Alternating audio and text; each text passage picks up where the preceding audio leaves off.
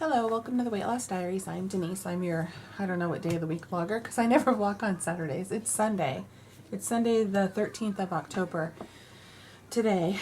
This could be a lengthy video, so if you want to tune out now, that's fine. I haven't lost any weight. I haven't gained any weight. I don't think. I think I'm the same. I don't know. I didn't weigh myself this week, to be honest, because I'm not focused on that right now. I am in a decision making process about how I want to approach this. I have a lot to talk about on this video, so like I said, it's probably going to be a long video. Going back to when I lost weight before, I did clean eating, and I was a very huge advocate of it, and that basically entailed, for me, because I customized it for myself, I did clean eating and I did Weight Watchers and I combined it. And what I mean by that is I would primarily eat clean foods, but I attached the point system to it through Weight Watchers for portion control, because me and food, I have no sense of portion control whatsoever. I never did as a child either. We had very large portions when I was a kid, but I roller skated my butt off, so I could literally eat a large pizza and not gain weight. I mean, literally the whole pizza to myself and not gain weight because I skated so much. I was a competitive skater, so I skated a lot of hours, almost every day of the week, but probably the better part of 4 to maybe 5 days out of the week. So I've never learned really about portion control. My mom had horrible eating habits, and I've adopted that from her as well. But that's not, you can change. I mean, obviously you can change. But I'm a food addict. I'm absolutely a food addict. I'm a sugaraholic, and I'm a food addict. And it's not just sugar. It can be healthy foods as well. It doesn't seem to matter. However, when I take the sugar out of my diet, it is so much more manageable to try to lose weight and eat better. My palate changes, my taste buds change. I don't crave nearly as badly as I do when I'm in a sugar state.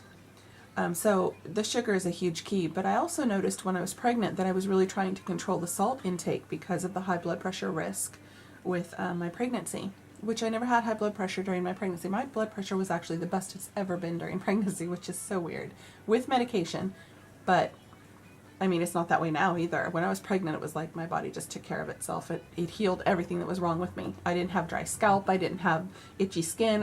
I had no ailments whatsoever. Heartburn, a little bit of heartburn, and a little bit, like it wasn't really bad, but that's the only thing that I could complain about during my pregnancy. I was so healthy during it. It was so weird. Anyway, going back to, I don't even know where I was. This is another side effect of pregnancy. You can't remember crap, and you don't think the way that you used to. You're in a constant state of fog. I'm not sure why. Hi, babies. So, anyway, I don't know where I was going with that. It doesn't matter. The point was, I was telling you about what I ate when I was eating clean. I ate primarily meats, lean protein, like chicken, turkey, fish, some beef, and eggs. And I would eat vegetables and fruits. The majority was vegetables and fruits. Let me get down. Bubble puppies. Are you watching Bubble Guppies? And Bubble Puppy? And I would limit the grains to oatmeal in the morning. And I would limit starchy carbs, like potatoes and stuff, to sweet potatoes. And that's it. I didn't eat, I had corn tortillas, and I would have tuna or chicken and things like that on a corn tortilla. Very little mayonnaise and very little butter, but I did allow those things, which typically in clean eating isn't allowed. But like I said, I customized it, and I added the Weight Watcher points for portion control.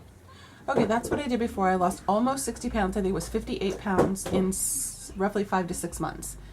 And then I stalled, and I kind of hovered, and I really averaged like the same weight, I think minus or plus a pound, I don't remember, for 3 months.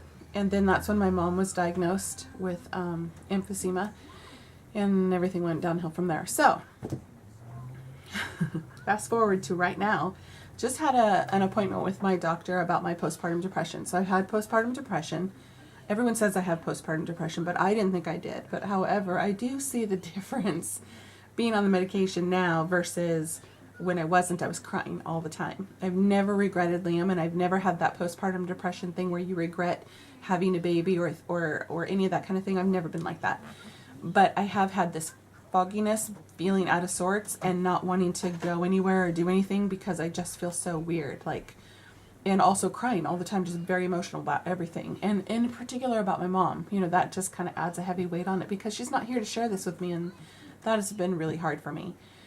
So the medication is helping, and I was off work for a long time, and I'm back to work now. I only work part-time. I work 20 hours a week, which is fantastic because David works nights. I work in the mornings. We don't have to pay for daycare, and we don't have to rely on somebody else to be teaching Liam and raising him. We get to do that ourselves, which was my goal from the beginning. I've always said that I don't want to put them in daycare. Not that I don't agree with daycare. I mean, I think that if it's a good daycare center and they're learning something, then that's okay. And he'll go to preschool when he's 3. I'll put him in preschool. But I want to be the one in the beginning years to teach him values and morals and see all his first things that happen. And I've been able to do that, so it's been great. Okay, having said that, the goal for me right now, it's time to lose weight. I need to do this. And I know that. I'm having a difficult time going back to the way that I was eating before, just because I've always maintained an idea that you don't go into a weight loss program without knowing that it's something that you can continue when you've lost the weight and live off of. Because if you were to have meal replacement shakes, for example, how are you going to maintain your weight when you've lost it all because you've done nothing but eat meal replacement shakes? You've learned nothing about nutrition. Okay, well, that's a valid point, you know. However, lately, there have been a lot of things that I've considered that have sort of clicked in my mind and changed the way that I'm thinking about things. 2 things. I went to my doctor appointment, and my doctor says, "You're a food addict." I explained to him how I feel about food because he was throwing out ideas about how to lose weight. I'm like, been there, done that. This is how I think. This is where I go. This is where my head is. You know, it's like a drug. I don't care. I need my fix. I get that agitation. I get that pissed off, you know, and then I feel like calm when I eat. And he's like, "Oh, you're a food addict." And I'm like, "Yeah, I know. I've been saying that for years. I read a book and I know this." And he says, "Well, much like an alcoholic," which I know this already, you can't, alcoholic can't have a sip of a drink and not go crazy. Same thing with me. It's like I can't seem to eat a can for a period of time. But then every time that I've lost weight in what I think has been a healthy manner, and in a way that you would think, because I'm learning to eat better and eat right, that I would continue to do that, right? I've always gained it back, and it's because I'm a food addict. There comes a point when either something's hard in my life, or I lose focus, or here's what happened last time, part of what happened last time. In addition to dealing with a miscarriage and my mom being sick and all that, the other side of it was that I literally, if I get a taste of any kinds of foods, like around Christmas, and this is when I stalled my weight, was around Christmas and the thinking that I could just go into the day having whatever, you know, having the pumpkin pie, having the little candies on the dish, having the mashed potatoes, having the stuffing, all the stuff that I normally don't eat, for just that one day, or that one meal even, that I thought that I could control that because I've been controlling everything. I was in this zone. I was in this place where I eat and breathe and live weight loss and exercise and this whole activity. And I replaced my addiction with food during that time with the momentum of losing weight and being all consumed and putting so much of my energy and time and exercise constantly into this program so that I could have control over this addiction. It was a false sense of control, really. So, you know, as soon as I did that one meal, it was just a struggle. Ever since then, for 3 months, it was a struggle. And I was losing and gaining the same weight and roughly staying the same. Talk about frustrating. And then you add on the stress of a big life event like my mom dying. And it was just all downhill from there. So I realize now that what I had done is I had replaced the addiction with another addiction of sorts. But when things got tough, I went right back to what made me feel good. This is concerning to me because it doesn't matter if I lose weight in a healthy way. I'm still going to revert back to that addiction to cope. That's never going to change. You need food to live. I have to eat. I have to taste food on my taste buds in order to live. I wish Helen pointed this out in her video with doing Cambridge. She doesn't have to think about food. Her food is those 3 packs of nutrient packed shakes or bars or whatever she's doing, you know, picks out of her choices. And that's it for the day, every day, and she doesn't have to think about food, and the weight falls off. There is a magic to that. And I started thinking about it, and I thought, you know what? Everything I've ever read from day one says don't do meal replacement. You know, even Helen says it's so controversial. It's really low calorie. If you dip down in your calories, you're going to lose, your muscle's going to atrophy. You're going to lose muscle. You're going to mess up your metabolism, and my metabolism's already messed up. It's been messed up since forever. I've been fighting my weight since I was a kid. If I stopped skating for a period of time, say I went on vacation for a week, I would gain weight like incredibly fast because I wasn't exercising an extraordinary amount to counter it. Well, I found the same thing happened when I was eating clean before. I was riding my bike to work, walking the stairs, up and down the staircases, breaking a huge sweat on my morning break, walking brisk, like power walking on my lunch hour. Then on my afternoon break, I'd go for a stroll walk, either by myself or with my husband or something like that. Or if it was raining, I would do laps in the upstairs, third floor, or do stairs again. Then I would ride my bike home. Then I would go to the gym, or I would step on my stepper for upwards of 2 hours while watching TV. That's like all day long. I have a kid now. There's no way that I can do that much activity. And there's no way that I want to. I don't want to be obsessed that much. Not just head obsessed, but literally needing to do that much activity to keep my weight at bay. That makes no sense. I can't live a normal life that way. Do you need to commit to something and put in that time to exercise and put in the time to watch what you eat? Absolutely. But excessively is not living. That's not realistic. And that's what I was doing. So because I know this, I've been trying to figure out another way to approach this. I have to believe in what I do, and I have to get behind it. I have never, ever considered anything like meal replacement or any other controversial weight loss idea, because I always maintained that, you know, in order to maintain your weight loss, you have to learn how to eat. I know more about nutrition, about how to eat right, about the nutrition in the foods and why you eat them than most doctors do. And my doctor pointed that out to me. And he told me, he said, you don't need to research any more crap. You are filled with so much information that you're probably starting to get confused. Which I'm not confused, but I do know that there's new information out. And so I like, oh, I can't do this now because I don't know if I believe in it. You know, I don't know if it's right. Bottom line is, I'm 46 years old. I have a 1-year-old baby who needs me.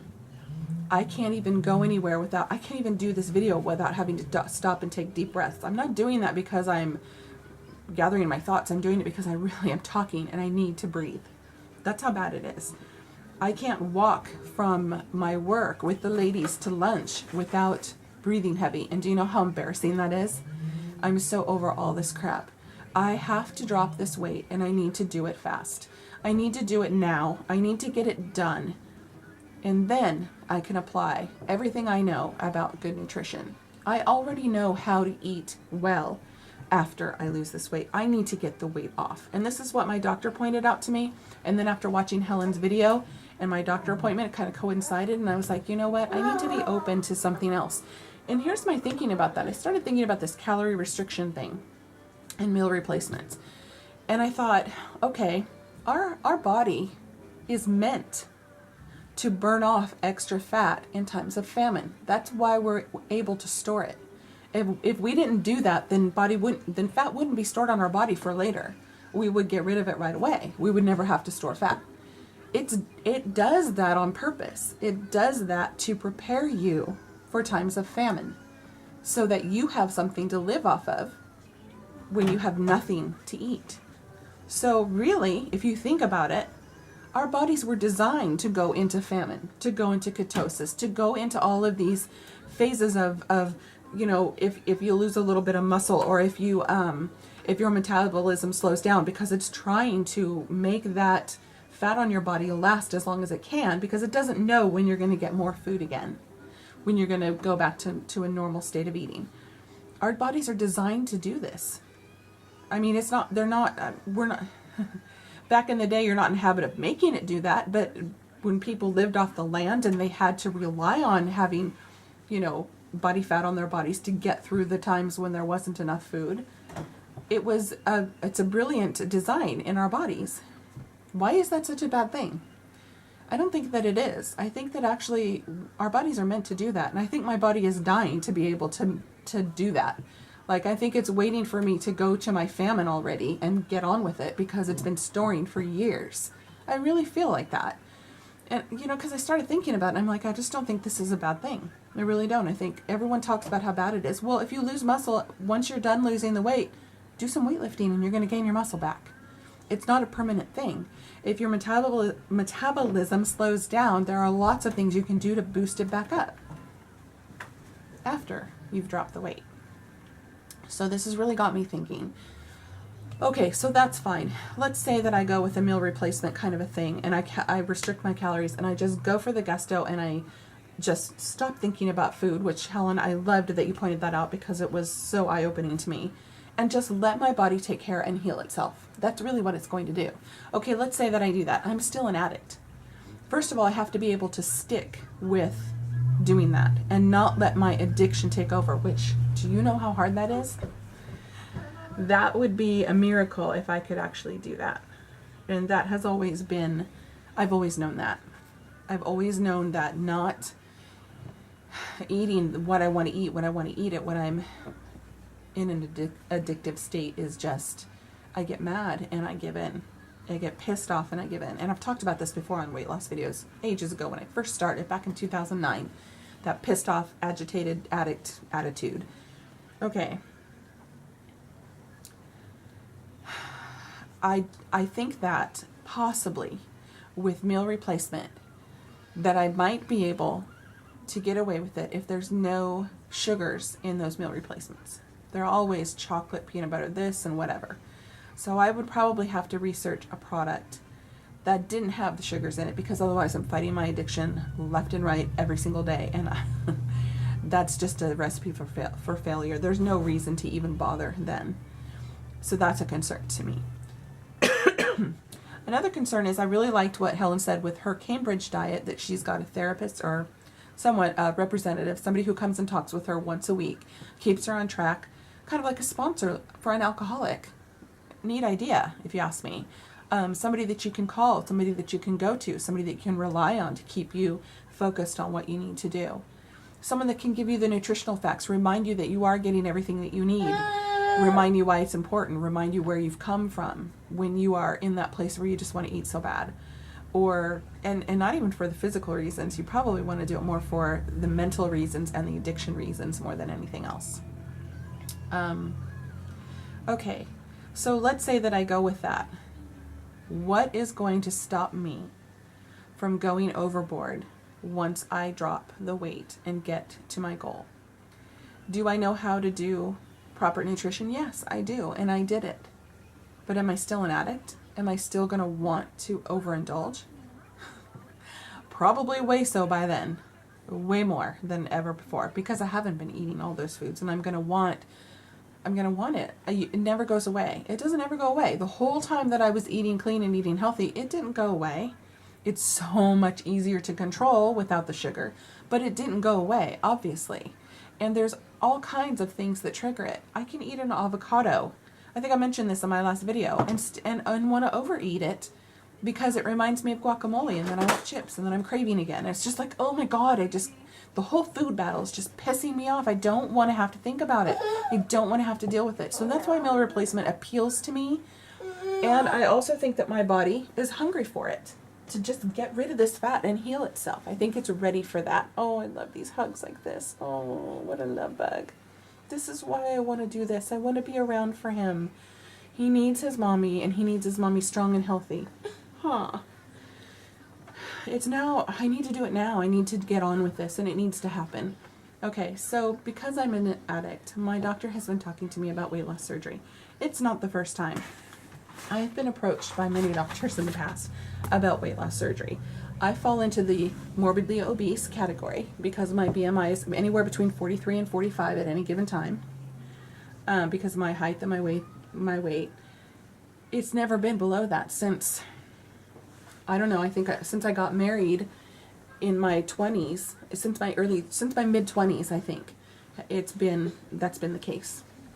I have had moments where I've been under 200, momentarily under 200 in that time. But mostly, I stay around the same weight. 248 was my magic number, but now guess what? 256 is. It's getting worse. I think I mentioned that when I started the diaries in 2009, I was 14 pounds lighter than I am now. All this work and all this time and all this effort and all this knowledge and all this clean eating later, I'm 14 pounds on average heavier than I was in 2009. I don't think that trend is going to change. I don't think I possess the ability to make it change permanently on my own.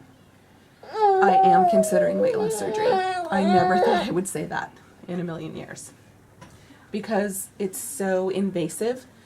There's complications. It's altering your body. I so don't believe in that. I won't even get my tubes tied because it's altering my body. I mean, really. And I have gallstones, and I won't get a gallbladder unless it gets infected and it has to come out. I don't want it out. I want everything that's in my body to stay in my body the way it's supposed to be, the way nature intended. But yet I'm considering this weight loss surgery, and I think it's because I'm an addict, and I feel like with food, because it's so powerful in that you have to eat to live, I can't get away from it. If I have this surgery, then it absolutely forces me to have to forego it and deal with the emotional issue of that addiction. I have to work through it. I will have to do something about it, because I will not be able to overindulge for a while. Once you have surgery, after about a year out, your stomach is able to stretch a bit. It will never stretch to what I'm looking at gastric sleeve. I don't know. There's lots of different ones, but I'm looking at sleeve just because of the not messing with the intestines and all of that. It's basically just making your stomach smaller. And it does take away the ability for the hormone, which I don't like, because I think hormones are multifaceted, and this hormone is the one that tells you if you're hungry or not. It takes that away, because the part of the stomach that it's in is the part that goes away. That makes me a little bit nervous. But my sister keeps telling me, yeah, well, the alternative is what you're doing now and how you are now and your health now. And that's true. So there's my crazy neighbor out there playing his freaking harmonica like right in front of my house, because we have issues with our neighbors. This guy is just pushing the limits. Anyway, so I'm going to try to ignore him, because he is like a source of my anger right now. I just think he's a fucking asshole. So sorry, I'm having a hard time concentrating. I feel like opening my door so I can hear him and invite him to it. That'd be great. So anyway, I am considering the gastric sleeve.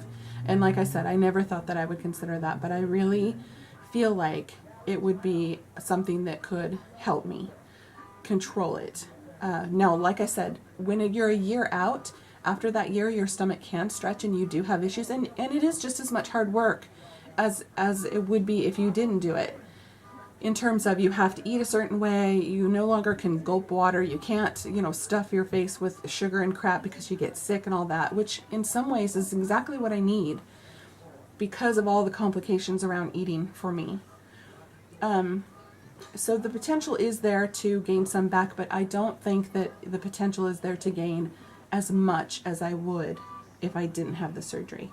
So even if I gain some back after a year out of the surgery, even with all my trying and everything that I'm doing, that I still gain that back, I really feel like it would have been worth it to still be, 50, 60 pounds down with blood pressure better and my heart issues, whatever the issues are that I'm looking at for my future, being less risk and less more permanently. I'm afraid that if I do just meal replacement or whatnot, that then I'll end up having to look at this whole thing over again and maybe even possibly do weight loss surgery again later.